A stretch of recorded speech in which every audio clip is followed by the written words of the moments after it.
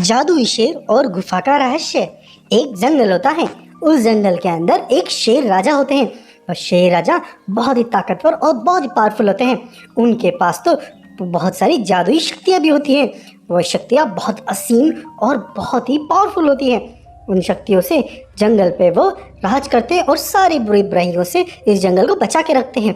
जंगल राजा की एक बहुत ही प्यारी सी बीवी भी होती है और उनका एक बच्चा भी होता है जिसका नाम होता है सिम्बा। जो शेर राजा अपने परिवार के साथ साथ जंगल को भी बड़े प्रोटेक्ट करता रहता है। जंगल पे कभी भी किसी तरह की कोई परेशानी आए तो शेर राजा अपनी शक्तियों से उन परेशानी का बहुत इजीली समाधान कर दिया करते थे। एक बार क्या होता है कि जंगल पे बहुत ही दैत्यकारी राक्षसों का आक्रमण होता है। वह बहुत ही बड़े सारे भेड़िए होते हैं और बड़े सारे अलग अलग तरह के जीव होते हैं। वो जंगल पे आक्रमण कर देते हैं।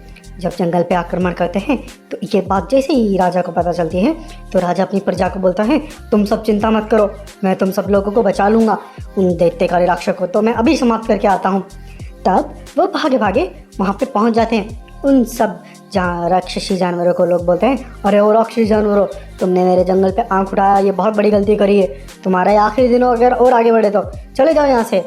लेकिन वो राक्षस कहाँ शेर राजा की बात को मानने वाले थे। वह बोलते, अरे तू पिद्दा सा शेर हमारा क्या कर लेगा, हम तेरे को मसल देंगे, चुटकी में मसल देंगे। तब वो सब मिलके शेर राजा पे आक्रमण कर देते हैं। लेकिन शेर राजा के पास तो जादुई शक्तियाँ होती हैं, उनको ये पता नहीं होता। तब शेर राजा जादुई शक्तियों से उन पे अटैक कर देते हैं। उनकी जादुई शक्तियों का उन पे ऐसा प्रहार होता है कि वह सब हिल जाते हैं। उन सब लोगों को समझ ही नहीं आता कि क्या करें।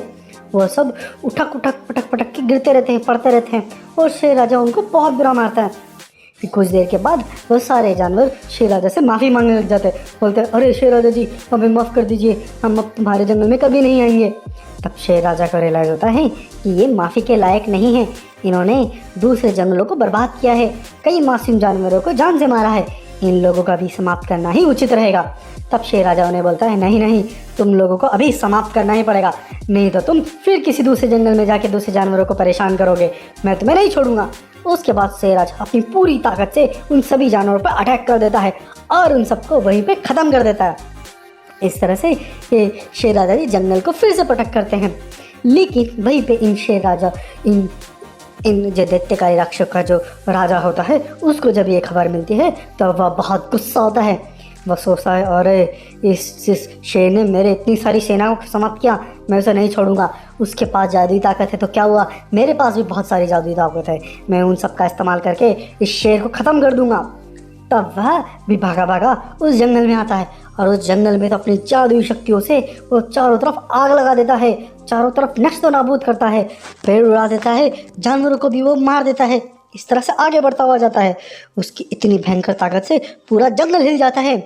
जब शेर राजा को ये चीज़ पता चलती है तो शेर राजा फटाक से भाग के वहाँ पे पहुँचते हैं और उसको भी फिर से वही चेतावनी देते हैं। उसको बोलते हैं, अरे ओ बेवकूफ़, तू आ गया, तेरे सेना को मैंने समाप्त किया था, उससे तुझे समझ में नहीं आया क्या कि इस जंगल पे अटैक करना ठीक नहीं है, तुम्हारे लिए खतरे की घंटी है ये। लेकिन वह कहाँ शेर राजा की बात मांगने वाला था। वह बोला, अरे बेवकूफ़, तूने अपनी शक्तियों का इस्तेमाल किया इसलिए मेरे सेना को मार दिया, लेकिन मेरे पास भी शक्ति है, मेरी शक्तियों का कोई तोड़ नहीं है। अब तेरा आखिरी दिन है इस जंगल का, तेरे इस जंगल को मैं राज नहीं करूँगा, इस पूरे जंगल को शमशान बना दूंगा, ख़त्म कर दूंगा इस पूरे जंगल को, मैं एक जानवर नहीं बचने दूंगा। उसके बाद शेर राजा बोलता है, नहीं, तुझे ये करने से पहले मुझसे लड़ना पड़ेगा। और उसके बाद दोनों आपस में लड़ाई शुरू कर देते हैं। दोनों के बीच में शक्तियों की बहुत भयंकर लड़ाई होती है। वो वाला जो शक्तिशाली जानवर होता है वो उस पर आग की बारिश करता है तो शेर राजा उस पर पानी बरसाता है। इस तरह से चाइल्ड वर्ल्ड चैनल को सब्सक्राइब करें और लोगों के साथ शेयर करें। हैप्पी